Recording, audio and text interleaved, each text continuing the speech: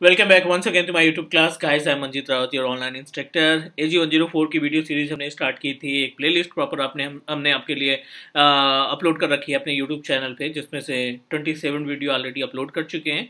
28 video है और इस वीडियो में हम बात करने वाले हैं पुराने वाले टॉपिक पे, मीन्स जो हमने लास्ट सेशन में कंप्लीट किए थे उसी सीरीज को कंटिन्यू करते हैं। मीन्स एज्योर एक्टिव डायरेक्टरी के बारे में डिस्कस करने वाले हैं।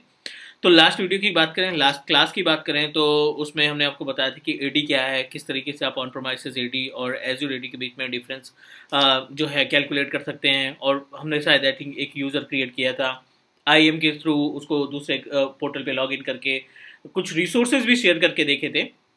नाउ उसी पार्ट को हम आगे बढ़ाते हैं, क्योंकि एडी काफ़ी ज़्यादा इंपॉर्टेंट टॉपिक है हमारे AG 104 और AG 303 दोनों के लिए। आर्किटेक्ट और एडमिनिस्ट्रेटर लेवल की अगर आप तैयारी कर रहे हैं ना, तो यू शुड नो अबाउट कि एडी की इंपॉर्टेंस क्या है, राइट। वैसे पूरे इन्वायरमेंट में नो मैटर आप डेवलपर का टास्क परफॉर्म करते हैं एज्योर पे या डेटाबेस से रिलेटेड एक्टिविटी परफॉर्म करते हैं, AD is a common service. Active directory आना बहुत ज़्यादा इंपॉर्टेंट है सभी के लिए, not for only architect and administrator. If you are performing the task related to the developer or as a database engineer, so you should know about the concept of AD.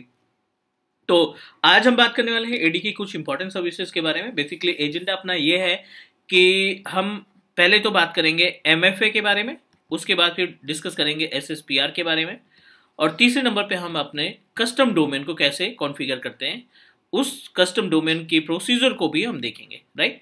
तो ये तीन proper content है जो हम अपने इस video में आपको प्रोवाइड करने वाले हैं। MFA, SSPR and custom domain management. MFA, you know that multi-factor authenticator, multi-factor authentication, right? And अगर हम बात करें SSPR की, तो SSPR as per the name suggest, in case of SSPR self service password reset, self service, right, and password reset. It means that means no need to coordinate to your administrator. अगर आप as a client task perform कर रहे हैं and unfortunately आप अपने user account का password भूल चुके हैं, तो अगर एडमिनिस्ट्रेटर ने आपके उस यूजर की प्रॉपर्टी पे SSPR की सर्विस को एक्टिवेट कर रखा है, तो हमें किसी भी एडमिनिस्ट्रेटर से कोऑर्डिनेट करने की रिक्वायरमेंट नहीं रहेगी। We are able to configure our own password by self.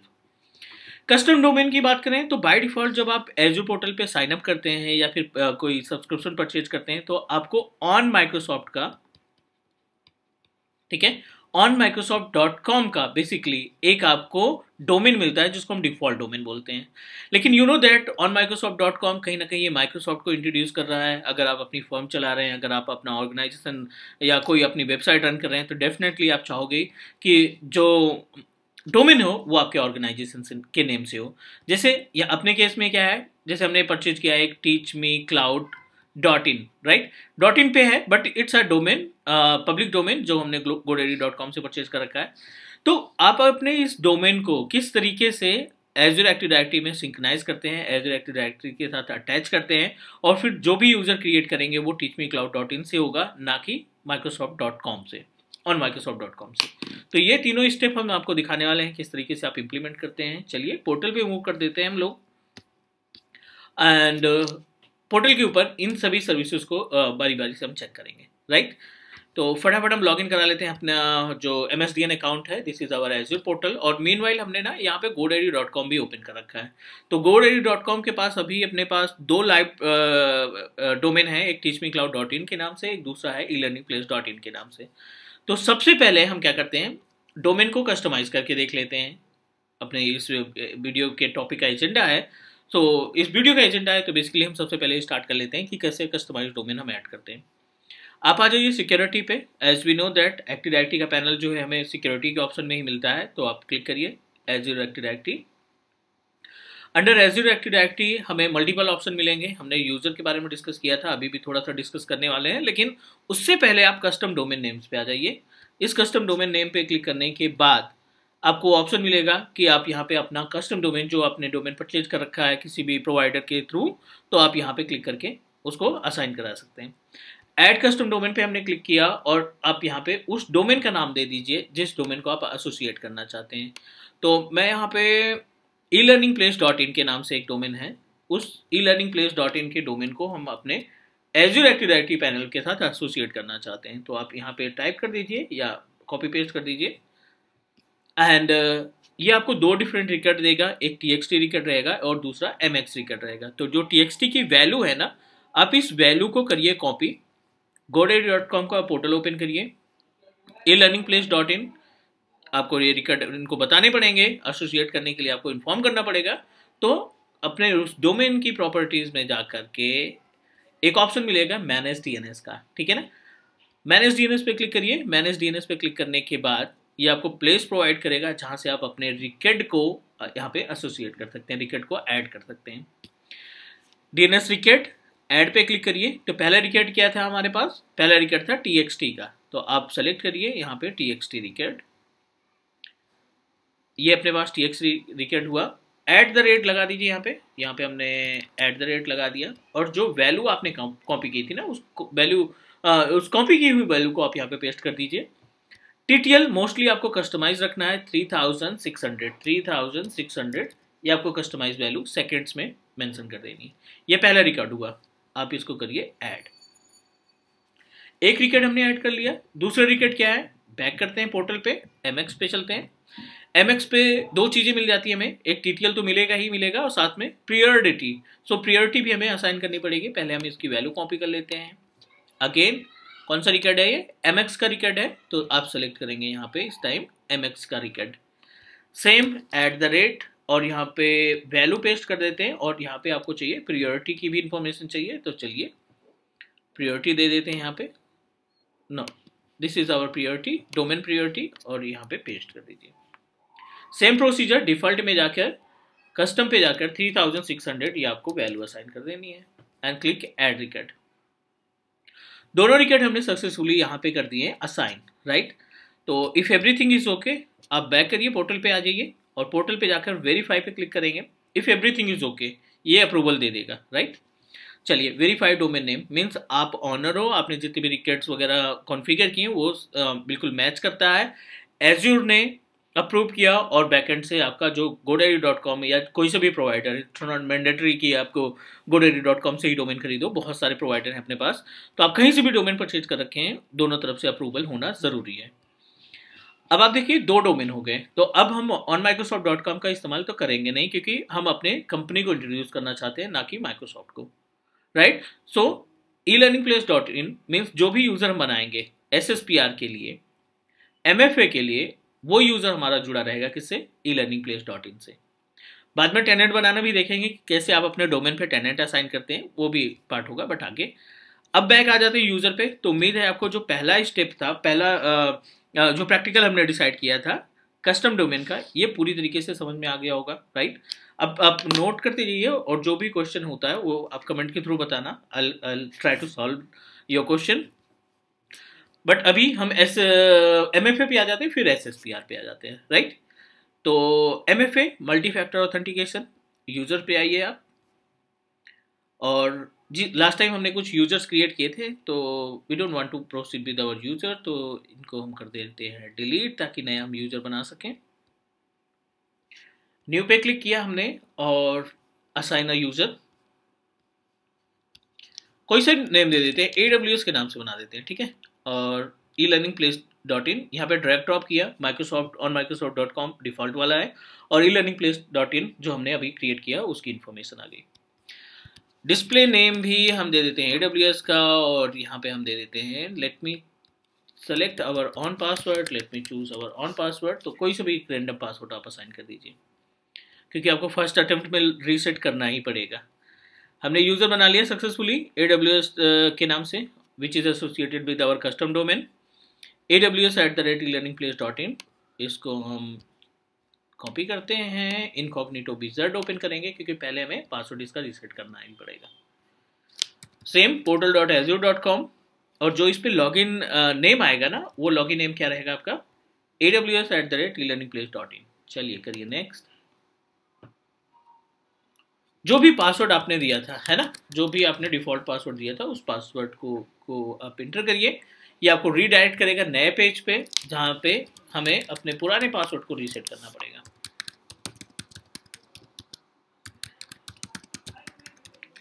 चलिए फर्स्ट लॉगिन है इसलिए हमें ये पासवर्ड रीसेट करना पड़ रहा है and now just need to click sign in. Means अभी जो अपने पास ये यूज़र है इसके पास केवल एक ही सिक्योरिटी है, user ID and password. Means अगर ये गलती से लीक हो गया या किसी को मालूम पड़ गया, गेस कर लिया किसी बंदे ने, तो वो हमारे इस AWS अकाउंट को AWS नेम के यूज़र को कहीं से भी लॉगिन कर सकता है। थोड़ी सी सिक्योरिटी बढ़ाते हैं, right. I am talking about MFA या 2 फैक्टर, राइट, या मल्टी फैक्टर। थोड़ी सी सिक्योरिटी बढ़ाते हैं इसमें। सिक्योरिटी बढ़ाने का मतलब ये है कि आपको एक कॉन्टैक्ट नंबर, एक मोबाइल नंबर डिसाइड करना पड़ेगा। मीन्स आप ऐप के थ्रू भी कर सकते हैं, कॉन्टैक्ट नंबर के थ्रू भी कर सकते हैं, और भी ऑप्शन है, उनके बारे में भी बात करेंगे। पोर्टल पे आ जाते हैं, रूट अकाउंट पे। This is our AWS portal, means AWS@e-learning active directory user के थ्रू हमने लॉगिन किया है, and this is our root account. जो भी MFA वगैरह हम कॉन्फ़िगर करते हैं वो हम रूट अकाउंट के थ्रू करेंगे। चलिए बहुत ही सिंपल सा स्टेप फॉलो करना पड़ेगा आपको। यूजर्स पे आ गए, AD पे, और यहाँ पे देखो पर यूज़र MFA, मीन्स जितने भी नंबर ऑफ यूज़र है आप सबके लिए अलग अलग MFA कॉन्फ़िगर कर सकते हैं। पर यूज़र MFA पे क्लिक करने के बाद ये आपको एक नए पेज पे रीडायरेक्ट कर देगा, ठीक है। और यहाँ पे आपको सिर्फ चेक मार्क करना रहेगा, मीन्स जो MFA लगाना है आपको सिर्फ उस यूज़र का सिलेक्शन करके इनेबल कर देना है। 2 ही यूज़र हैं, राइट। ये इन्फोर्स्ड है क्योंकि रूट अकाउंट है, तो माइक्रोसॉफ्ट की पॉलिसी के अकॉर्डिंग ये इन्फोर्स्ड है, मीन्स इस पर आपको मैंडेटरी है, लगाना ही पड़ेगा MFA। 2 फैक्टर ऑथेंटिकेशन आपका हाई है, ताकि आप दूसरे नेटवर्क में या दूसरे डिवाइस पे लॉगिन करने की कोशिश करें तो एटलीस्ट आपको वो जो 6 डिजिट का OTP आता है वो आपको मोबाइल नंबर पे मिलना चाहिए। AWS को सेलेक्ट किया, डिसेबल दिखाई पड़ रहा है यहाँ पे, तो डिसेबल के बाद आप यहाँ पे देखो 2 ऑप्शन दिखाई पड़ रहे हैं, मैनेज यूजर सेटिंग, और दूसरा दिखाई पड़ रहा है इनेबल। तो हमें सिंपल सा इनेबल कर देना है, enable multi factor authentication. Successfully updated, ये इनेबल हो गया। Back to the user account portal, इसको करो लॉग आउट, क्योंकि जो MFA कॉन्फ़िगरेशन करने का पैनल आएगा वो पहले ही पेज पे आएगा। मीन्स जो आपका मोबाइल नंबर वगैरह कॉन्फ़िगर करना पड़ेगा वो स्टार्टिंग में आपसे पूछेगा। पासवर्ड दीजिए, आप ऑथराइज करिए अपने अकाउंट को, लॉगिन करिए। अगेन नेक्स्ट, ये एक पेज देगा, इस पेज पे आपको अपना मोबाइल नंबर या फिर जो भी आप इसमें कॉन्फ़िगर करना चाहते हैं, मीन्स आप एप्लीकेशन कॉन्फ़िगर करना चाहते हैं MFA के लिए या कॉन्टैक्ट नंबर कॉन्फ़िगर करना चाहते हैं, दोनों ऑप्शन दिखाई पड़ेंगे। ऑफिस फ़ोन, मोबाइल एप्लीकेशन या फिर ऑथेंटिकेशन फ़ोन। यहाँ से आप सेलेक्ट करिए region, means location according to your contact number. यहाँ पे इस पैनल पे आप अपना मोबाइल नंबर टाइप करेंगे ताकि आपको 6 डिजिट का OTP मिल सके और उस OTP के जरिए आपको MFA कॉन्फ़िगर कर पाए। क्लियर?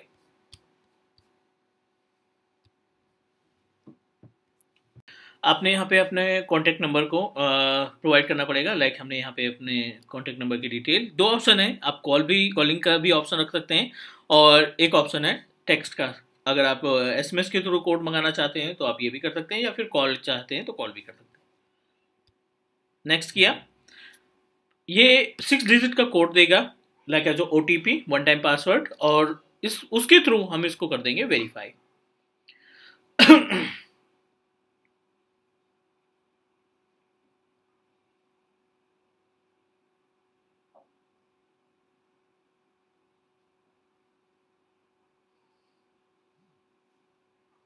और माइक्रोसॉफ्ट कोड को आपको करना है मेंशन। अभी हम एक्टिवेट कर रहे हैं, नेक्स्ट टाइम जितनी भी बारी आप मशीन को लॉगिन करेंगे ना, आपको वो सॉरी नेक्स्ट टाइम जितनी भी बारी लॉगिन करेंगे आपको 6 डिजिट का कोड आएगा ही आएगा।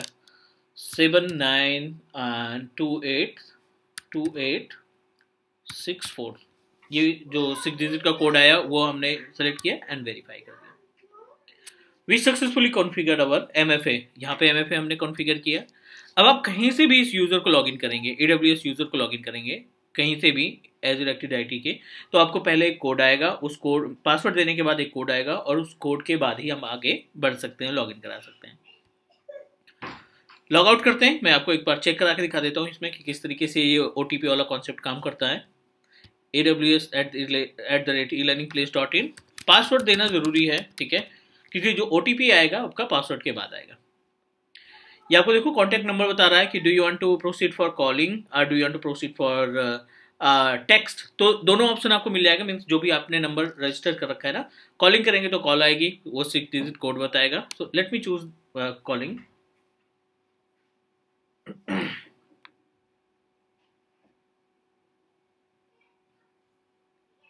ठीक है, अब देखो यहाँ पे डायरेक्टली माइक्रोसॉफ्ट से कॉल आ रहा है, आपको जस्ट नीड टू पिकअप। ठीक है, no need to do anything, means इस केस में 6 डिजिट कोड आपको एंट्री नहीं करना पड़ेगा।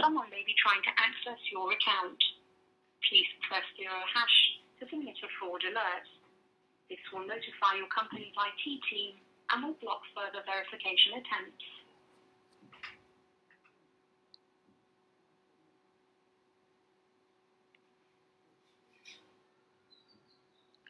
ठीक है, तो ये कॉलिंग का मेथड हो गया जिसके थ्रू आप क्या कर सकते हैं, कंटिन्यू कर सकते हैं। Actually due to reason of defining हमने इसको आंसर नहीं दिया, तो let me check it again.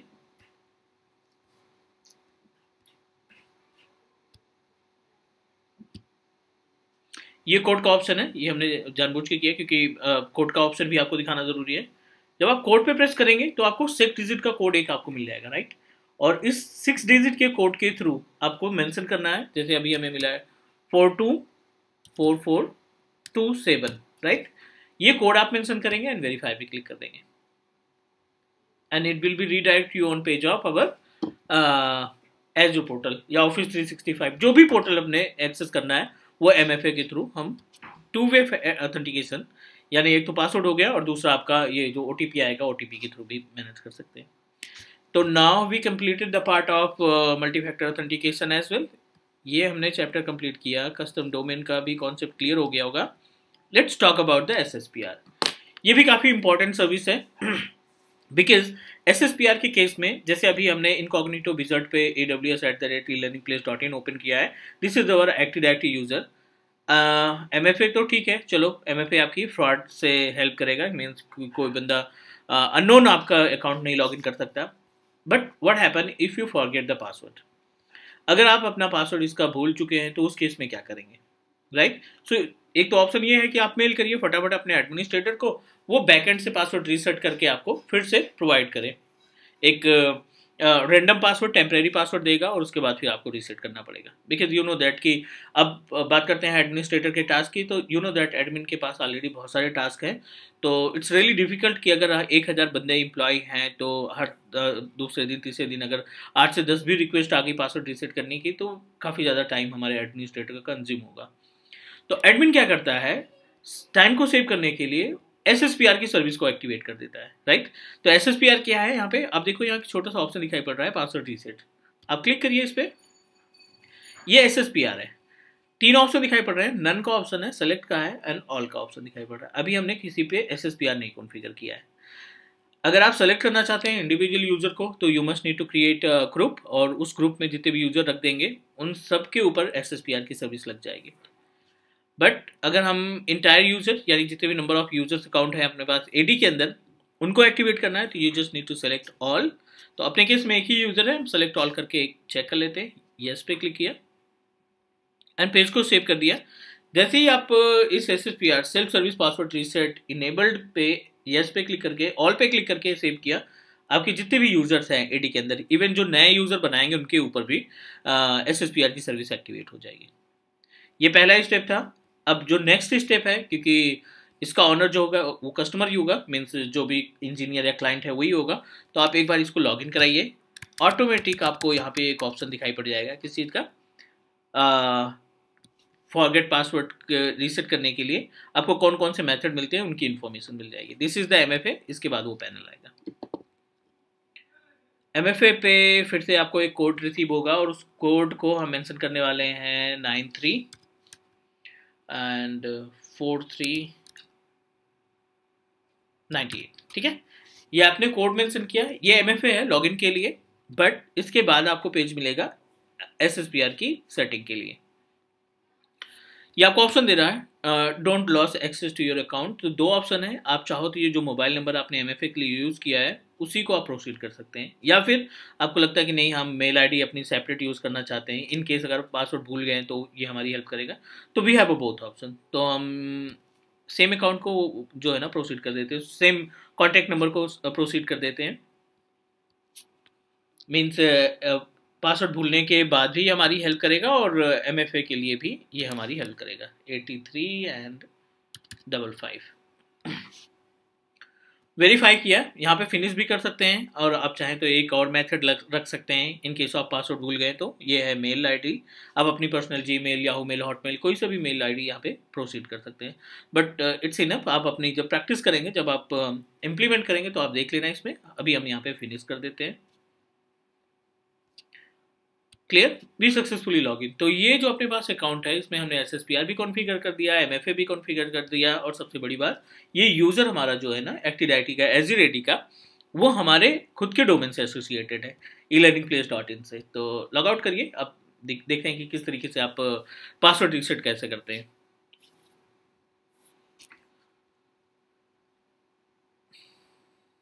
चलिए, तो फॉर एग्जाम्पल हम इस यूज़र का पासवर्ड भूल चुके हैं एंड अच्छी बात यह है कि we have already configure the SSPR service, तो कोई दिक्कत नहीं है। हमें एडमिन से भी इंफॉर्मेशन, एडमिन को भी इन्फॉर्म करने की ज़रूरत या उनसे हेल्प लेने की रिक्वायरमेंट नहीं है।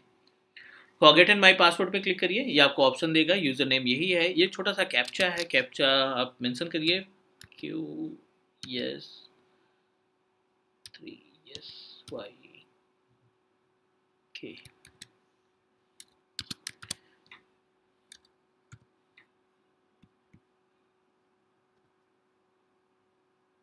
चलिए, ये बोल रहा है कि आप ठीक है, एवरीथिंग इज़ ओके, बट आपको एक हम कोड भेजेंगे और आप अपना मोबाइल नंबर मेंशन करिए जिसका एंड जो है 12 यानी 12 से हो रहा है। तो